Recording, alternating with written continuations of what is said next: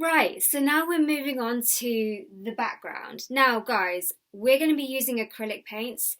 I've pre-warned all of my students in my art classes about acrylic paints, but anybody new on here who hasn't used these before, you'll need to wear a messy t-shirt and you'll need to put down something to protect your parents' table because, oh, and the carpets. So definitely not on any carpets, guys.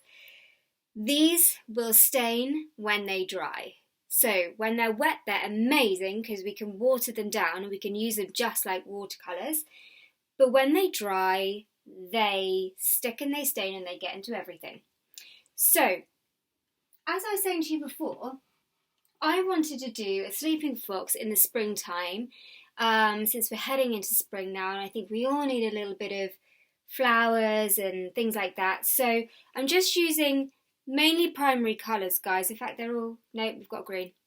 Primary colours. And we're going to start doing the leaves first. So you want to get a fairly nice big brush because we're going to be really quick with this bit. We're going to move on to the detail right at the end. We're going to finish up with everything like that right at the end.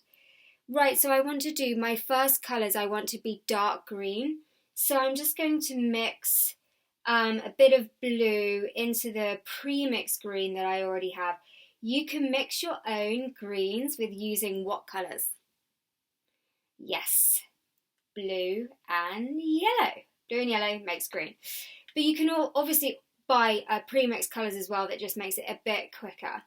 So, and then I'm just going to touch a tiny, tiny bit of black in there. Guys, black goes a really long way. So usually we do our lighter colours first, especially when we're working with watercolour because we don't want to ruin it with too much dark bits. Like, you know, if you put too much red on, you're going to completely cover up the white, aren't you? And you're going to completely cover up the yellow. So you want to make sure that you get your lighter bits on first so that you know where you are. Make sense? Except with these, because actually we're going to go darker first, because when these dry, we can add the lighter on afterwards. Right, so this guy here is all nicely curled up in some bluebells. So do you remember that I was talking to you earlier about trying to paint things in the way that nature moves, right? So plants grow up, don't they? So they grow from the ground up. So we're going to do our movements like this. So these are going to be bluebell leaves. So I'm not too fussy about them being thin. So these are quite fat movements because my brush is quite, but these, I just don't want them too long.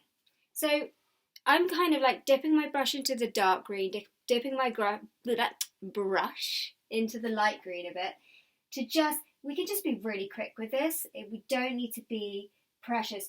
All we need to do is we need to be careful of the fox's body. So if you just paint around it a bit like that, then you can take your brush out from the edges. Okay, there. So we're just going to paint around gently, taking the paint up to the fox's back here, and then strokes up, and maybe a little bit to the side because plants don't just grow upwards, they kind of grow a little bit to the side as well, which is fine. So I'm dipping my brush, I've got the dark green next to the lighter green, and I'm just overlaying it. Overlay. See, this is really quick. Look, see, all I'm doing is like I should have mixed up some more colours because I'm actually running out. But you get the point, don't you? You get the point. So it's going so this fox has found a nice little hidey hole in the middle of these grasses, and he's basically found a nice sunspot, and he's lying down. So because he's lying down, he's flattened out these bluebells a bit. So let's just do some leaves that kind of go out to the side to make it look like he has squished them all down. Okay? So you're going to do the same thing over the whole of this area. I want to see mixtures of your dark greens and your light greens like that, okay? So just, you guys do that. You're going to fill in all of this area and then we're going to move on to the actual bluebells. Right, so here we are. I finished the bluebell leaves or the grass. I want this painting to just be quite, I don't know, like organic and not too detailed. So I'm not spending too much time on this. I just want to get the colours on and just have fun in this. You can see that I didn't fully colour in the fox when I was painting it. I just left it because I actually quite like these white areas. Right, so guys, remember what we were talking about? We had a dark purple, a mid purple and a light purple. I hope you've got those all together. Now what I want you to do is just to get a brush sort of this size. You have to already dipped it in my purple. And then what you're going to do is you're just going to dip your brush into the dark purple, and so once into the dark purple, and then, can you see there, once into the mid purple, and then you've got all of your colours on the brush. And literally, guys, we're going to start at the back. So this is the distance, so these ones don't need to be too detailed, and we're just going to do some dots like this, okay? Just some dots like that, and kind of grouping them together like this. So I've got some white here as well. And so what you're going to do as well is dip your brush into the mid and dip it into the white and literally touch, touch, touch. Now I'm going to show you what that looks like because actually I want you to see it for yourself. I'm going to have to lift this up so you don't overblend it. Can you see? I hope you can. I'll take a close-up photo and put it on, but can you see the white is still in the paint? And that's what we really want, because when you do that it looks natural. It just looks interesting. It just looks interesting because, you know, petals, when the light's shining off of them, it's going to have some white in there too. So dip your brush mid purple, dip your brush into the white like that. Don't mix, don't circle because you're just going to blend. And then all you're going to do is just touch it, touch it, touch it. Don't like rub it around the place, because again you're going to mix your colours, and we want to be able to see the darks and we want to be able to see the lights all at the same time. Does that make sense to everyone? Yeah, so touch, touch onto the paper, and you get these kind of like marbly flowers, and it looks cool. So little marks, bigger marks, little marks, big marks. Are you even doing it? Not looking. Look, woo! I'm so clever. I can paint with my eyes closed. No, I can't. Okay, so this side, can you see? Touch, touch, touch, touch, touch, touch. Actually, do you know what? I'm going to move this in closer so you can see, maybe see the colours. This is when it all goes wrong and that the easel like collapses. Okay. And my camera. So you're going to get closer to me again. Which, I don't know. I don't really like that, but never mind. Right. Touch, touch, touch, touch, touch, touch, touch, touch. Mid purple, white. Touch. Touch. You can probably get 3 or 4 or 5 out of that. 1, touch. Okay. This is basically how easy flowers can be on your paintbrush. Mid colour, white, touch, touch. Don't rub, just dab. Oh, don't rub, just dab. My kids will love that, the dab thing. I don't know the dab dance, but Dabbing? Dabbing? What is dabbing? Dabbing. Anyway, I'm going to carry on. Fill up all of this grass. Okay, so this is what we want it to look like, right, guys?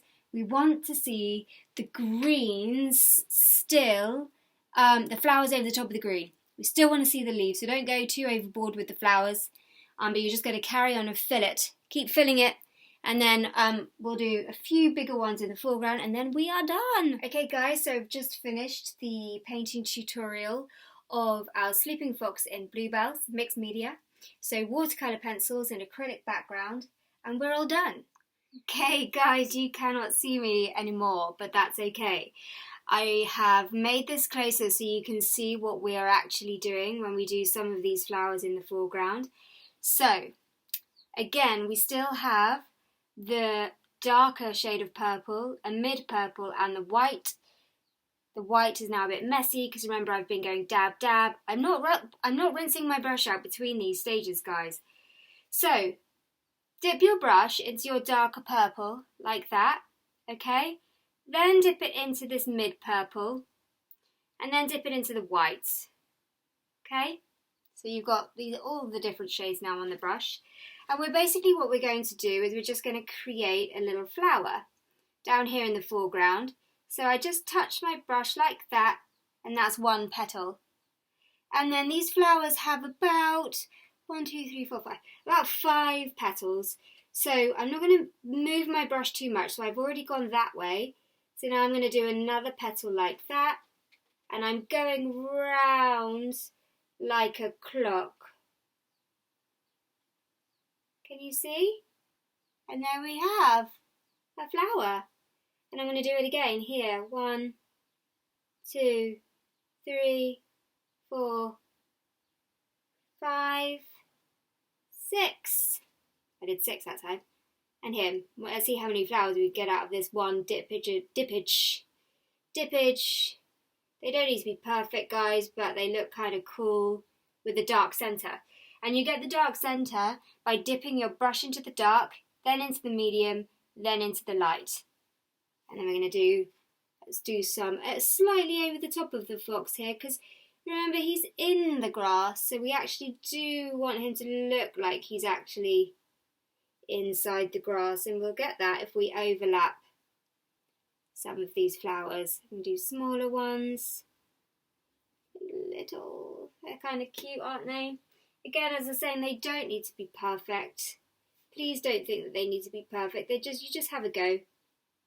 So that one I did backwards, so I did the light in the middle that way, and I don't know, it looks okay, but I kind of like it with the dark centre, so. Following, oh, I did it upside down. Follow. So I'm trying to keep my brush, because the dark is at the base of the brush, so I'm trying to keep my brush following its way around. I don't know, does that make sense? Probably not. Right, so yeah, I mean down here, because we're in the foreground, this one's turning out to be really quite white, so this is the cool thing. So flowers are never ever all the same colour, are they? There are different patterns on them, so that's really cool. It doesn't really matter if we get a big splodge. Even big splodges look a bit floral, don't they? Look, that one's a bit round, which is fine. I'm good with round. Use the tip of the brush to make it a bit more pointy, like that. So I'm just going to carry on. I'm just going to carry on doing some of these star flowers. Okay guys, so I've just finished the painting tutorial of our sleeping fox in Bluebells mixed media. So watercolour pencils and acrylic background, and we're all done.